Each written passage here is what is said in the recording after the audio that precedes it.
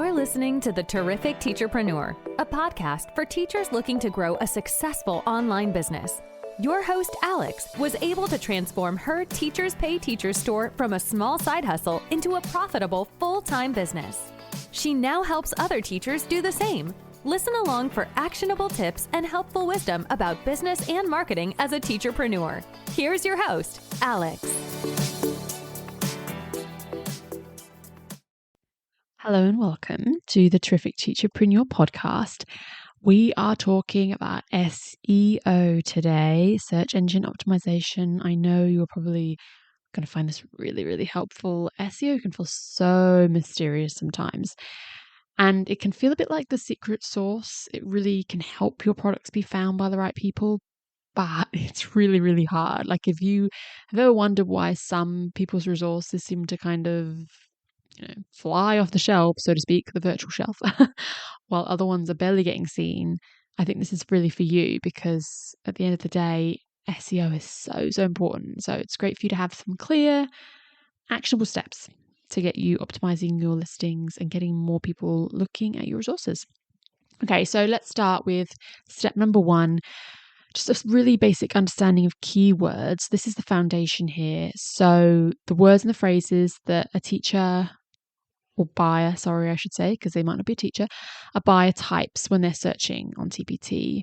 So your goal is really simple here. You just need to make sure that you are actually using words that a buyer might search for. And long tail keywords are a big tip I have. So instead of going for really generic stuff like words, math worksheets, really short tail things, third grade multiplication worksheets, like we're going for much longer keyword phrases here because specific phrases face far less competition. You're not going to rank on page 1 for the term math worksheets, I can tell you now. So obviously you need to research your keywords using TPT search bar in incognito mode. The drop-down menu will, provide things when you start typing. Those auto suggestions are really great because that tells you what teachers are searching for right now.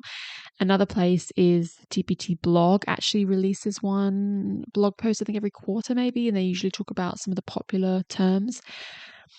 But yeah, you kind of really want to make sure you have 2 lots of keywords. One is like the really main primary ones that you want to have in your title, but then you also want to weave some other sort of secondary keywords naturally in your description if you can. So let's talk about step number 2. You need to make sure you have really SEO friendly titles on every single resource. Now, you might just have heard me say that and you're just like, yeah, whatever. No, but like I'm serious when I say every single resource because it's very easy for us to just do SEO on our bestsellers or this is what I tend to do, just do SEO too much on like our lowest viewed resources, the ones we want more eyes on. And we have so many products, it just feels a bit too overwhelming to do them all. And so we just don't. And so there are so many products in our stores that are not SEO optimized. And so this might be the push you need to make a little plan for yourself to say, okay, how can I actually make sure that the majority of my store, if not all of it, truly I can comfortably say is like 100% like SEO optimized. I know these resources are actually hopefully going to get seen because I've really worked on them. So yeah, that's something to be mindful of here. So your product title, this is the most important factor for ranking. So you want your main keywords near the beginning. So for example, say it's third grade multiplication worksheets. The things that you're really looking for ranking for here is third grade and multiplication. Stuff you add after that, whether you are saying it's, great for third grade early finishes and you add some other stuff in, whatever.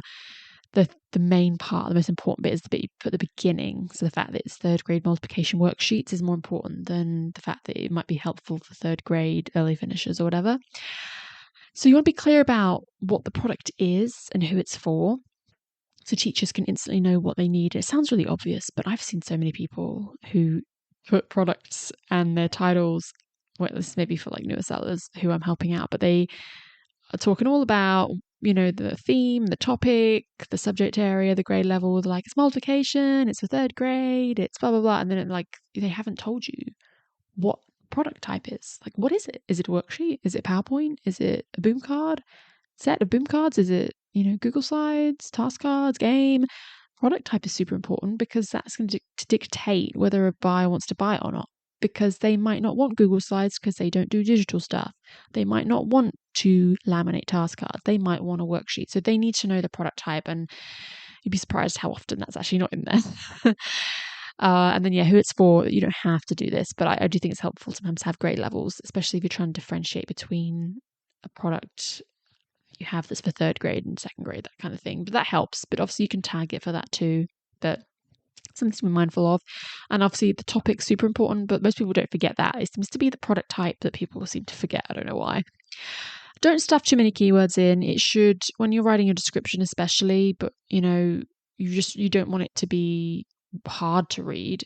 It's okay to have keywords in there, but it shouldn't be too stressful, especially when they're reading the snippet, you don't want to be like listing them in a really random way. I mean, this is more, honestly, this advice probably is more for snippets. You just don't want to be just like putting a list of keywords in your snippet. But with titles, like, I don't know, just as long as it kind of reads okay. It doesn't have to be perfect. I'll admit some of mine are kind of like, I'm trying to fit a fair amount of keywords in there, but just as long as it's not complete jumble. Anyway, step number 3. This is where we're talking about snippets and product descriptions. So this is where you might reinforce those keywords, but also, sell the value of your resource. So you want to naturally sort of weave them throughout the text, but make sure the beginning of the description is where you really put, the majority of ones you really want to rank for. That's what TPT is looking at. And, you can, just while I'm here, I sort of share the tip that you really want to be sharing the benefits of your resource, not just the features. So talking about how it saves them time and stuff is really great. So instead of just saying 20 worksheets included, you can say these 20 worksheets will save you hours of prep and help your students master multiplication. And then even better than that, one level more than that, is making that sentence keyword rich. These 20 third grade multiplication worksheets, like you can really craft these sentences so they actually have keywords in them. So instead of saying 20 worksheets included, and then you start the next sentence, it's like, there are 20 multiplication worksheets that are great for your third grade math lessons, and they're going to help save you hours of prep and help your students master multiplication really, really easily. And it's been like, wow, you're hitting the keywords and you're hitting the benefits of your resource. So that's something you want to keep in mind when you're crafting descriptions. Bullet points are really, really great for this. And then you can, sprinkle in keywords as much as you can. Step number 4, I think it's really important to monitor your data and then make adjustments. So, and this is really hard to hear, but SEO is not a one and done task. Unfortunately, it is forever ongoing. You have to keep an eye on your views and make changes if things haven't worked out. Which keywords are driving traffic. If it's not performing, you have to make a change. Tweak that title, tweak the description. I think so much of the time you make the effort to work on SEO and you change your title and then you just move on and forget about it. And a few months later, you're like, oh, I'm still not selling that resource. It's like, well, that change didn't do anything. It didn't work out for you. You probably need to make another change. The first time we change something, maybe it's just not going to work. You've got this resource that's got like no keywords in it. You finally add a keyword phrase and you do a little bit of SEO optimizing. You're like, yeah, woo, I'm done. I can move on. Like, no, because you might have chosen a keyword or keyword, short tail keyword, long tail keywords that are just like super saturated. You're not ranking. It was for nothing basically. And it's only marginally better than what it was before. And so you've actually got to monitor that. And I would say, come back the next day or the next week or a month later, check that the change is actually improving your views, that the views are going up, or you're actually ranking or ranking higher before you tick the box and move on to the next resource.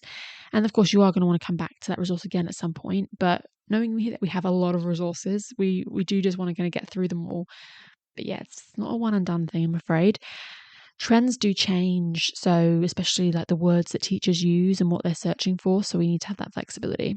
A couple of little bonus tips. This is sort of step 5. I wanted to just share a few little things. Putting your main word in the first sentence of your description is really great. I think algorithms really, really like that, let's be honest. Updating your listings fairly often, making sure that you are using keywords that are trending and making sense at the moment, because, teaching changes over time and a keyword that was used a lot 10 years ago may not be relevant now. So you need to have that consistency in your check-ins. Niche down your keywords.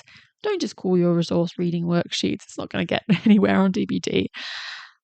You use more towards like third grade reading comprehension passages. But even then, some things are super saturated. Reading comprehension passages, I know, is a really saturated area. So you have to niche down even more than that if you can. because less competition means you're more likely to have buyers actually find you. And then I would probably look at some of your top performing products just to see what keywords are working, because that might help you apply some of those similar strategies to your worst sellers. You might be able to say, okay, this keyword does seem to perform really well. That might help you out. So there you have it. I'm hoping that this has helped. Getting the hang of SEO is really just about, I think, it's understanding your audience is really important, but getting those keywords, choosing the right ones, clear titles and descriptions, but then making sure that you regularly optimizing them, figuring out what works and doing a lot of check-ins. It can take a lot of consistency, but these small adjustments can make a big change over time. If you found this episode helpful, be sure to let me know. It always means a lot if you leave a review for this podcast, or you let me know in the Facebook group, or let me know on Instagram or whatever. It always means a lot. I really, really hope that this has helped. And I hope that you have a terrific day. Thank you for listening to this episode of the Terrific Teacherpreneur. If you're enjoying the show, please feel free to rate, subscribe, and review on your preferred podcast listening platform. We really appreciate that effort. Come back for more actionable tips and helpful wisdom in the next episode with your host, Alex. Until then.